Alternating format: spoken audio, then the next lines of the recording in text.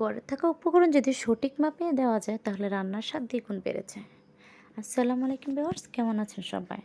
এখানে আমি 1.5 কেজির মতো মাংস নিয়েছি। দিয়ে দিচ্ছি 1 কাপ পেঁয়াজ কুচি, 2 টেবিল চামচ হলুদের গুঁড়া, 2 টেবিল চামচ মরিচের গুঁড়া, 2 টেবিল চামচ ধনিয়ার গুঁড়া।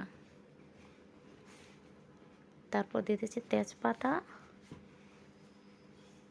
দিয়ে দিচ্ছি আস্ত গরম মশলা।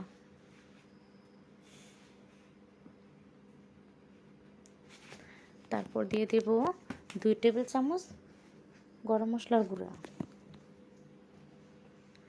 দিয়ে দেব 2 টেবিল চামচ রসুন বাটা, 2 টেবিল চামচ আদা বাটা, স্বাদ মতো লবণ।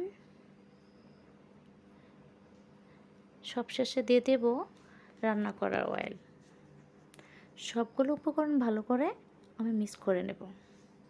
মনে রাখবেন, যত ভালো করে মিক্স করবেন কালারটা তত সুন্দর আসবে। আমি ভালো করে হাত দিয়ে মেখে নিয়েছি।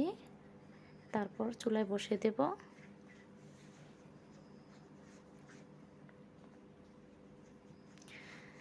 আমি একটা ঢাকনা দিয়ে ঢেকে দিয়েছি।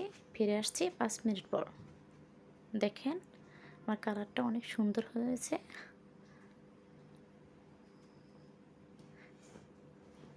আবারও আমি ঢাকনা দিয়ে ঢেকে দেব।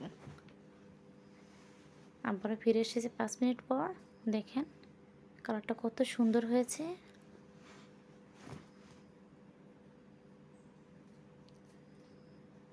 আপনারা যদি আমার মতো বাসায় এভাবে ট্রাই করেন, মাশাআল্লাহ অনেক সুন্দর একটা কালার আসবে।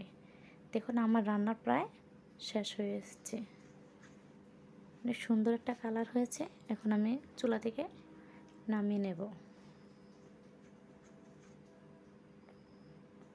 দেখেন আমার মাংস সম্পূর্ণভাবে রেডি।